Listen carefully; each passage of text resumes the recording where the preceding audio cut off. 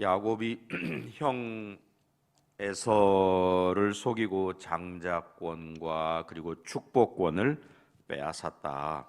또 그 일로 인해서 그가 이제 정든 집과 고향을 떠날 수밖에 없다는 것. 여기 10절에 보면 부엘세바에서 떠나 하란으로 향하여 가더니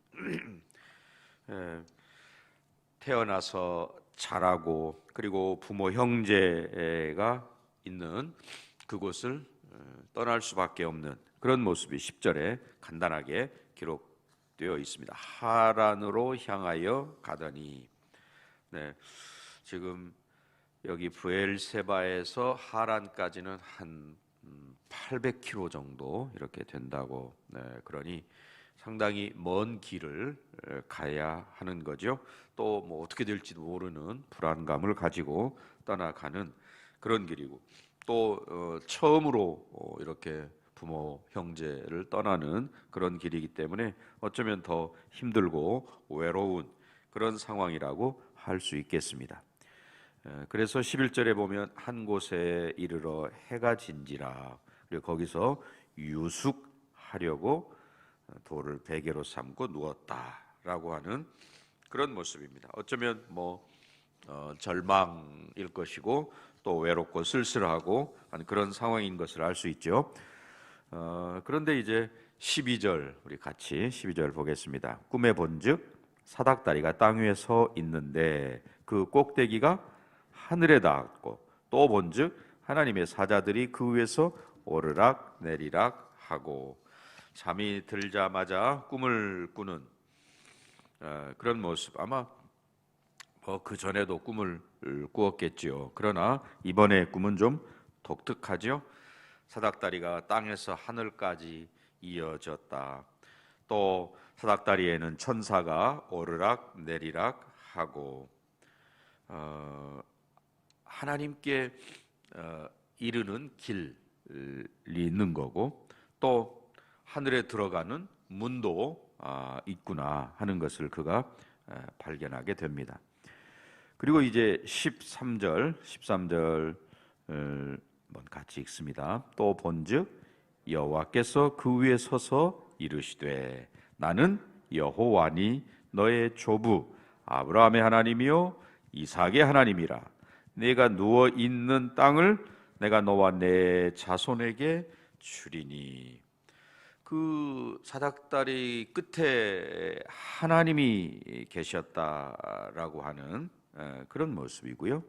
야곱이 하나님을 만나는 그런 장면이죠.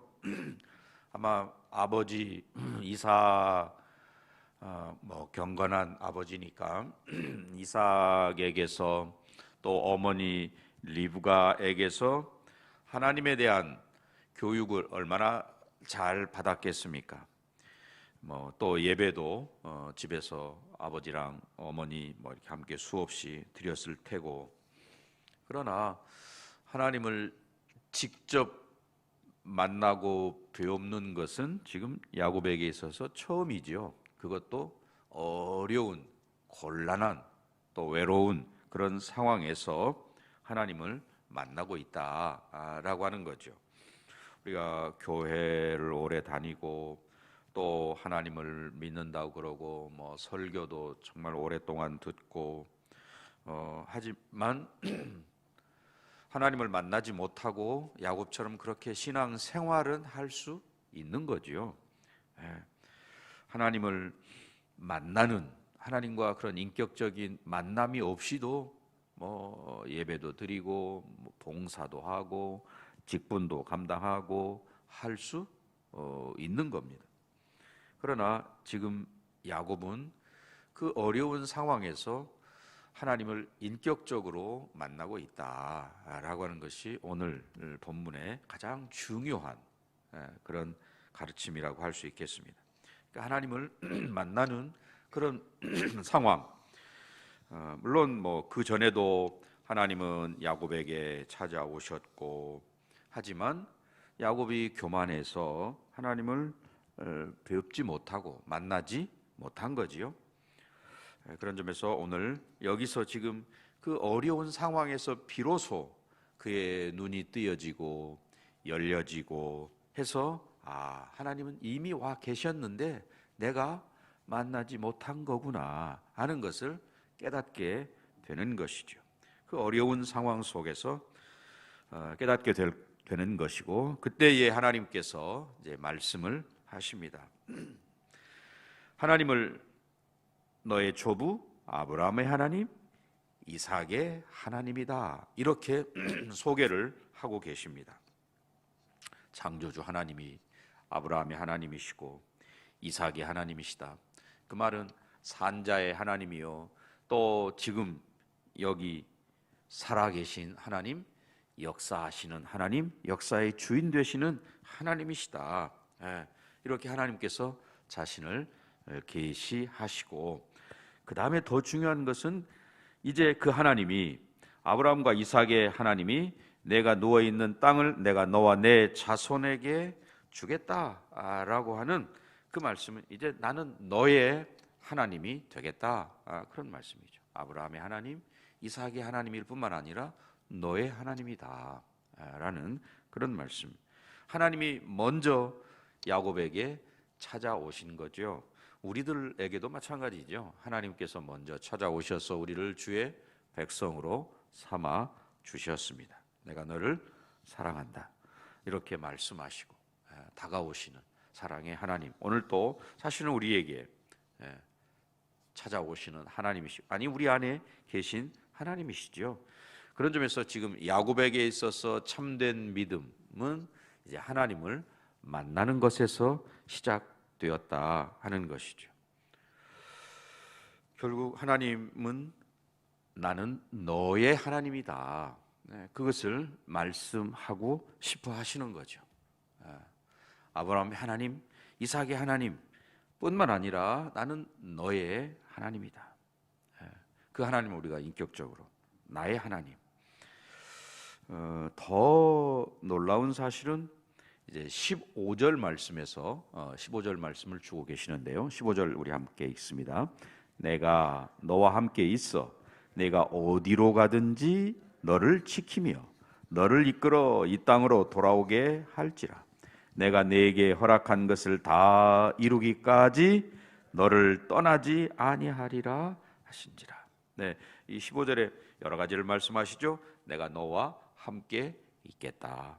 또 내가 어디로 가든지 내가 너를 보호하겠다. 또 너를 이끌어 다시 이 땅으로 돌아오게 해주겠다. 그리고 이 약속이 다 이루기까지 나는 너를 떠나지 않을 거야. 이 네 가지나 이 15절에서 약속을 주고 계십니다. 처음 야곱을 만나서 지금 약속을 주시는, 너를 축복하고 너를 지켜주고 너로 돌아오게 하겠고 내가 너와 함께 하마. 이 하나님의 약속, 사실 음성으로 들려주시는 약속의 말씀인 것이지요. 광야 같은 이 땅을 사는 저와 여러분에게도 이 약속은 여전히 유효한, 지금도 우리에게 유효한 그런 말씀인 것이죠. 자, 15절 우리 다시 한번 읽습니다. 내가 너와 함께 있어 내가 어디로 가든지 너를 지키며 너를 이끌어 이 땅으로 돌아오게 할지라. 내가 네게 허락한 것을 다 이루기까지 너를 떠나지 아니하리라 하신지라. 이 약속을 신실하게 지키시는 하나님이시라는 것을 우리는 잘 알고 있습니다. 그 신실하신 하나님은 오늘 우리의 하나님이신 거죠. 그래서 이제 야곱이 16절과 17절에 보면 놀라운 깨달음을 갖는데, 제가 16절 여러분이 17절 읽습니다. 야곱이 잠이 깨어 이르되 여호와께서 과연 여기 계시거늘 내가 알지 못하였도다.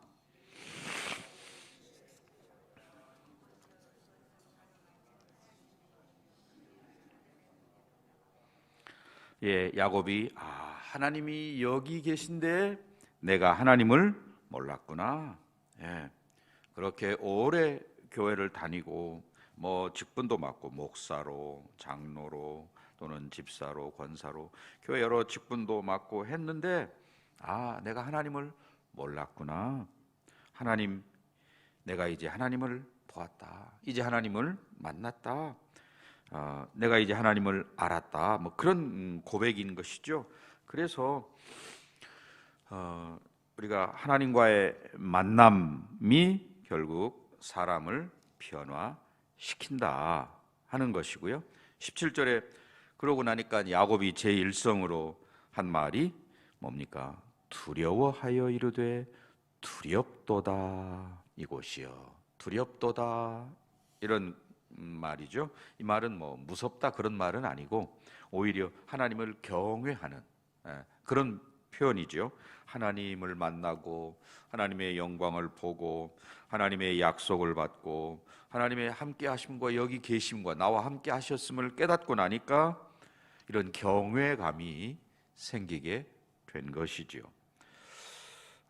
하나님을 이렇게 만난 사람에게서 나타나는 첫 번째 현상이 하나님에 대한 경외감. 이 경외감은 결국 예배로 이어지거든요. 하나님을 예배함.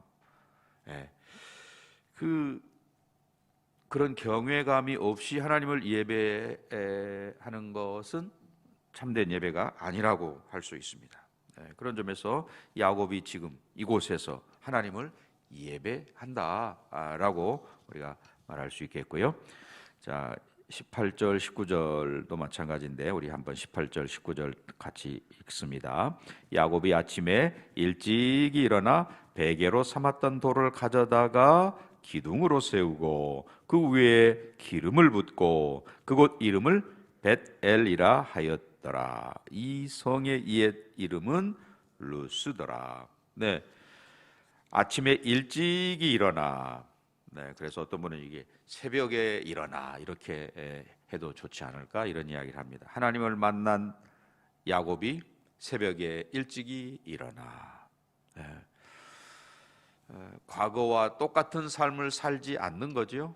하나님을 만났기 때문에 그의 삶이 달라져 있다라는 것입니다.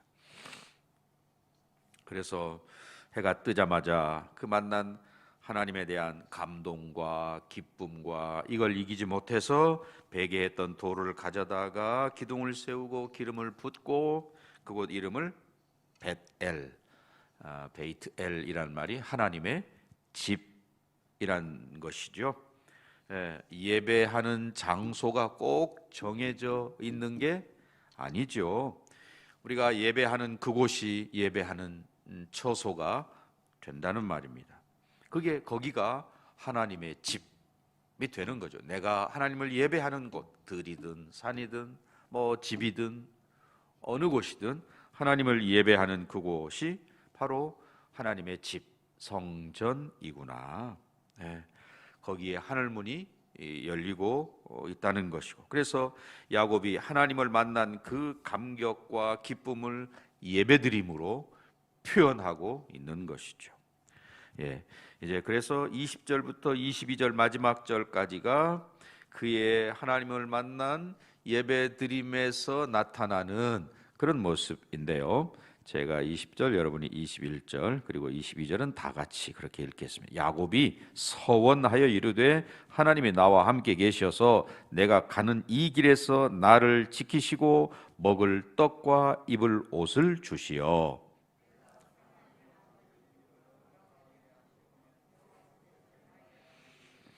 같이 읽습니다. 내가 기둥으로 세운 이 돌이 하나님의 집이 될 것이요 하나님께서 내게 주신 모든 것에서 10분의 1을 내가 반드시 하나님께 드리겠나이다 하였더라.